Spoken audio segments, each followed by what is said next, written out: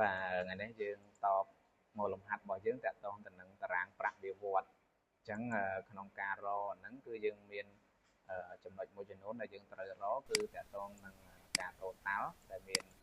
một sờ rộp của dương prạc hai phốt cho môi prạc hai màu là dương rồi thì khỏi mỗi dương rộp Instagram này thì sẽ hái mua cho năm kia rồi trong khỏi này cứ remain salary thì có salary prạc hai đã trời ba tới một lần mình vậy tam sang lấy hai prạc hai trong cầu á tôi còn ở hai sao mà nên tôi còn phải còn lấy sầm nô tí mồi đã dương trời rộp ấyคือទីសួររកប្រាក់ខែរបស់បុគ្គលិកទាំងអស់អញ្ចឹងមានន័យថាតើ5នាក់ហ្នឹងមួយខែយើងចំណាយគាត់អស់ប៉ុន្មានចង់ដឹងណាទំហំប្រាក់ខែដែលយើងត្រូវបើកឲ្យបុគ្គលិកអញ្ចឹងយើងប្រើរូបមន្តសាំមកព្រោះសាំហ្នឹងគឺ overall ឲ្យបោកជាទូទៅហើយអញ្ចឹងយើងបើកមកចោល select បិទ over អញ្ចឹងយើងដឹងថាចំណាយនេះបុគ្គលិកតែ5នាក់ណាមួយខែដល់1000ជាងហើយ1500ដល់ពេលសំណួរទី2គេរក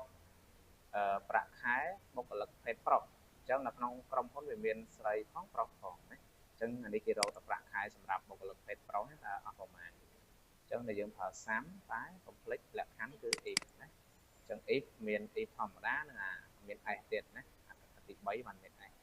ទី1នេះអត់ s ដោយសារតែក្នុងសំណួរហ្នឹងគេរកតែមួយលក្ខខណ្ឌនៃភេទប្រុសណាអញ្ចឹងយើងអត់ទាន់ select ប្រាក់ខែទេយើងត្រូវ select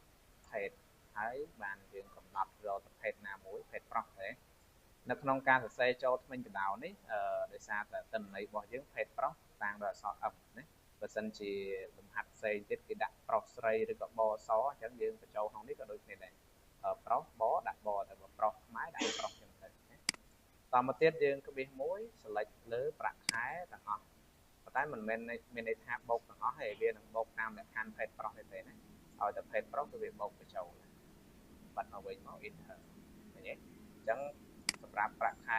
បើកឲ្យភេទប្រុសមាន1085ទេអញ្ចឹងលោកគ្រូ copy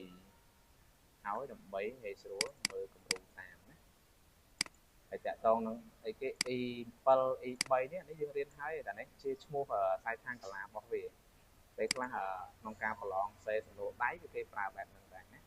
គេឲ្យយើងប្រើកុំព្យូទ័រតែគេឲ្យយើងសេថាតើបូកពីចន្លោះហ្នឹងមកចន្លោះហ្នឹងទៅសេចូលកាឡាណាខ្លះណាយើងត្រូវស្គាល់អានេះដើម្បី lock វាបានគឺយើងនៅពីមុខសញ្ញាស្មើបន្តមួយមកតែនេះអញ្ចឹងវាអត់កណនីទេមានន័យថាហ្នឹងជាអក្សរធម្មតាវិញ